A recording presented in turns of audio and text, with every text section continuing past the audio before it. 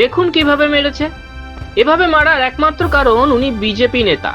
ফের তৃণমূলী সন্ত্রাসের বর্বর ঘটনার সাক্ষী থাকলো দক্ষিণ 24 পরগনা। বিজেপি নেতাকে বন্দুকের বাট দিয়ে মেরে মাথা ফাটিয়ে দিল তৃণমূলী দুষ্কৃতীরা। ক্যানিং এর গোপালপুর পঞ্চায়েতের এই ঘটনায় এলাকায় ব্যাপক চাঞ্চল্য ছড়িয়েছে। সংকটজনক অবস্থায় হাসপাতালে চিকিৎসাধীন শঙ্কর মণ্ডল নামে ওই বিজেপি নেতা। ঘটনায় চাপের মুখে এক তৃণমূল কর্মীকে গ্রেফতার করেছে পুলিশ। গত 15 বছরে বিরোধীদের ওপর শাসকের সন্ত্রাস নতুন কিছু নয়। অভিজিৎ সরকার হত্যাকাণ্ড থেকে মানস সাহা, তালিকা দীর্ঘ। আর পরাজয়ের আতঙ্ক যত চেপে বসছে ততই বেপরোয়া হয়ে উঠছে তৃণমূল। বিশেষ করে যেসব জেলা কার্যত বিরোধী শূন্য সেখানে বেলাগাম তাণ্ডব চালাচ্ছে তারা। স্থানীয় সূত্রে জানা গিয়েছে শঙ্করবাবু ওই এলাকায় BLA 2 এর দায়িত্ব পালন করছেন। কয়েকদিন আগে গোপালপুর পঞ্চায়েতের ধর্মতলা গ্রামে SIR নিয়ে বিজেপির একটি মিটিং অনুষ্ঠিত হয়েছিল। সেই বৈঠকে নেতৃত্ব দেন বুথ সভাপতি শঙ্কর মণ্ডল। সেই সময় স্থানীয় তৃণমূল কংগ্রেস নেতৃত্বের সাথে বিজেপি কর্মীদের বচসা হয়। শুক্রবার আবারও ধর্মতলা গ্রামে SIR নিয়ে দলীয় কর্মীদের সঙ্গে মিটিং করতে গিয়েছিলেন শঙ্কর বাবু। অভিযোগ, তখনই তৃণমূল কংগ্রেস আশ্রিত দুষ্কৃতীরা ওই বিজেপি নেতাকে বন্দুকের বাট দিয়ে বেধড়ক মারধর করে। অন্যান্য বিজেপি কর্মীরা আক্রান্ত নেতাকে রক্তাক্ত অবস্থায় উদ্ধার করে চিকিৎসার জন্য বারুইপুর মহকুমা হাসপাতালে নিয়ে যায়। সেখানে শঙ্করবাবুর অবস্থার অবনতি হলে তাকে কলকাতার হাসপাতালে স্থানান্তরিত করা হয়। এই ঘটনায় একাধিক ব্যক্তির বিরুদ্ধে ক্যানিং থানায় অভিযোগ দায়ের করেছেন আহত শঙ্কর মণ্ডলের স্ত্রী শম্পা মণ্ডল। এরপর জগাই সর্দার নামে এক স্থানীয় বাসিন্দাকে গ্রেফতার করেছে পুলিশ। ধৃত নিজেই স্বীকার করেছে যে সে তৃণমূল কর্মী। এই নাম কি বলো না? তোমার নাম কি? হ্যাঁ, জগাই। জগাই কি? জগাই কি? জগাই সর্দার। বাড়ি কোথায়? ধর্মতলা। তা তুমি কেন মারলে কেন? তুমি কোন পার্টি করো? আমি ওকে মারিনি, আমাকে তুমি কোন দল করো? হ্যাঁ হ্যাঁ, কার কার নেতৃত্বে দল করো? কার? TMC করো? এই জোরে বলো না। TMC করো? হ্যাঁ, কার কার তুমি কার সাথে করো? দল করো কার সাথে? হ্যাঁ বল। শ্যামল। শ্যামল কে? শ্যামল কে? কোন পদ? মানে পঞ্চায়েত সদস্য? কত নম্বর বুথে? 224। কোথায়, কখন? এই ঘটনায় ফের প্রশ্ন উঠছে, পশ্চিমবঙ্গে কি আদৌ সুস্থ রাজনীতির চর্চা করতে দেবে এই তৃণমূলের লুম্পেনরা, নাকি হিংসায় পশ্চিমবঙ্গের রাজনীতির ভবিতব্য? বলুন আপনারাই।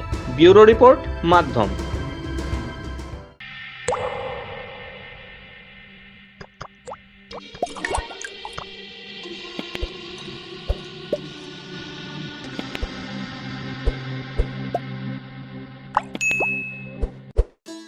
उत्तर प्रदेश के मुख्यमंत्री योगी आदित्यनाथ के नेतृत्व में आज उत्तर प्रदेश में गौमाता न केवल सुरक्षित है बल्कि प्रदेश की अर्थव्यवस्था को नई ताकत दे रही हैं। मुख्यमंत्री योगी आदित्यनाथ ने गोवंश संरक्षण को सामाजिक, सांस्कृतिक और आर्थिक क्रांति में बदल दिया।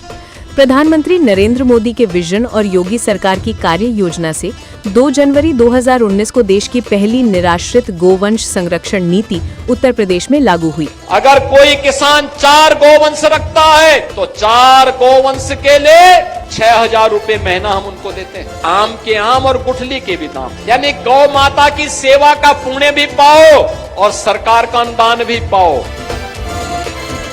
आज प्रदेश में 7,717 गौशालाओं में 12,52,000 गोवंश संरक्षित हैं। 520 मोबाइल वेटनरी यूनिट्स, 2,200 से अधिक प्राथमिक पशु चिकित्सालय और 2,575 पशु सेवा केंद्र दिन रात सक्रिय हैं। ग्राम स्तर पर जैविक खेती को बढ़ावा मिल रहा है। प्रतिदिन 5,500 टन गोबर से वर्मी कंपोस्ट, गोकास्ट, धूप बत्ती, जीवामृत, घनामृत जैसे उत्पाद बन रहे हैं, जिनमें महिला समूहों की सक्रिय भागीदारी ने लाखों महिलाओं को आत्मनिर्भर बनाया है। स्वदेशी नस्लों के संरक्षण और 3,08,000 निःशुल्क कृत्रिम गर्भाधान से दुग्ध उत्पादन में ऐतिहासिक वृद्धि हुई है।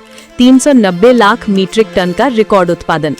1,67,000 करोड़ रुपए के योगदान के साथ गौ आधारित ग्रामीण अर्थव्यवस्था आज उत्तर प्रदेश मॉडल की सफलता का प्रमाण है।